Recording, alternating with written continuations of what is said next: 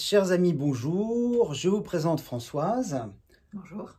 Bonjour Françoise. Françoise est entre autres sophrologue et elle va nous présenter la méthode EMDR. Alors Françoise, qu'est-ce que c'est la méthode EMDR en 2 mots? C'est une méthode que tout le monde devrait connaître. Tout le monde. Parce que nous avons en nous la possibilité d'élever nos émotions pour les classer et les ranger.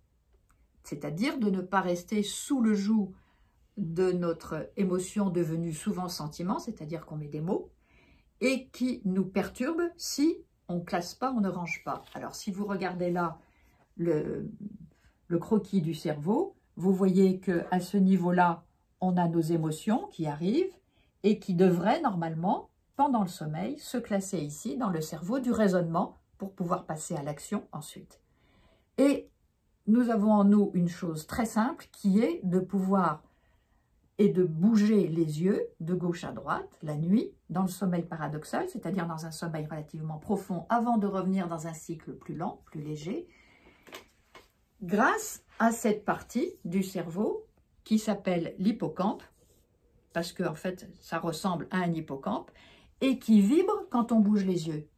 Donc lorsqu'on a ce mouvement de gauche à droite des yeux, cette partie vibre et nos émotions vont, un peu miraculeusement, se ranger, se classer. C'est pour ça qu'on dit aussi parfois la nuit porte conseil, c'est-à-dire que le matin on est mieux.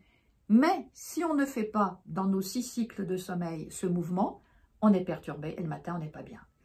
Donc là, nous parlions d'enfants. C'est vrai que les enfants, les adolescents qui ont des problèmes à l'école, et moi j'en ai souvent dans ma clientèle, patientèle, comme on veut, qui sont harcelés par exemple, ceux-là vont venir me voir et je vais leur dire, tu te mets en relaxation, tu te détends, et avant de t'endormir, les paupières ouvertes ou fermées, tu balances de gauche à droite, de la taille des épaules, à peu près à cette vitesse-là, on va dire. La nuit, on le fait très rapidement, mais si dans soi-même, on le fait à cette vitesse, de gauche à droite, on va automatiquement cibler ce qui nous a perturbés dans la journée.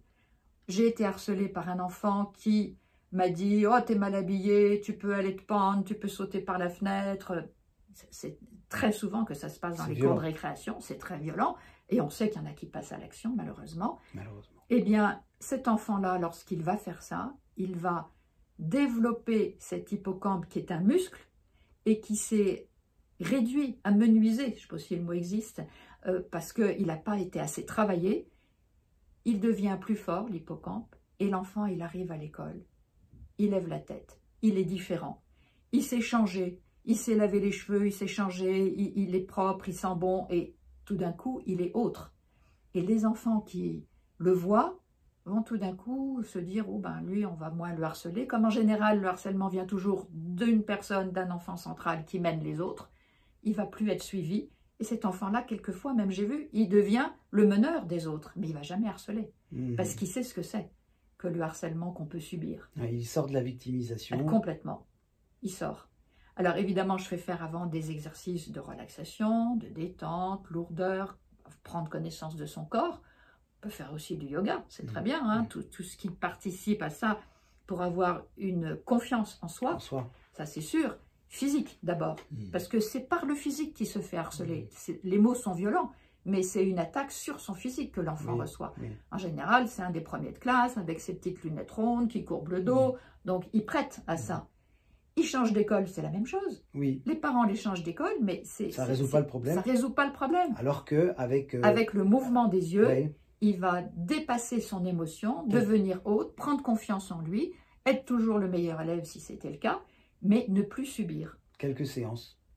C'est fait, quand il vient 4-5 fois, ça suffit. D'accord. Et après, une fois qu'il l'a bien intégré, il va le dire à ses frères et sœurs, à ses copains, à ses parents, parce qu'on a en nous cette façon-là d'élever nos émotions et de passer dans une action par un raisonnement logique. D'accord. Donc il faut utiliser cette technique qui a été découverte en 1980 par les Américains, qui n'est pas assez pratiquée. Des médecins américains, oui, sur des militaires qui étaient très perturbés, donc qui peut le plus, peut le moins, hein, c'est sûr que... Et là, vraiment, pour les enfants et pour d'autres personnes, cette technique est vraiment Formidable. Bah oui, C'est formidable. essentiel. Et on a en nous, on a été créé avec cette façon, ce pouvoir de nous auto-guérir nous-mêmes. Donc il faut le mettre en pratique. Bien sûr. C'est trop dommage. Bien sûr. Merci infiniment, Voilà. Françoise, En d'avoir quelques partagé mots, hein. le MDR en quelques mots comme ça. Mieux, Je suis si ça persuadé peut que rendre ça service. peut rendre service, Bah, que ça va j'espère. aider des amis J'espère. de l'autre côté du téléphone. Merci au caméraman et merci surtout à Françoise. Merci. Merci beaucoup. Merci à vous.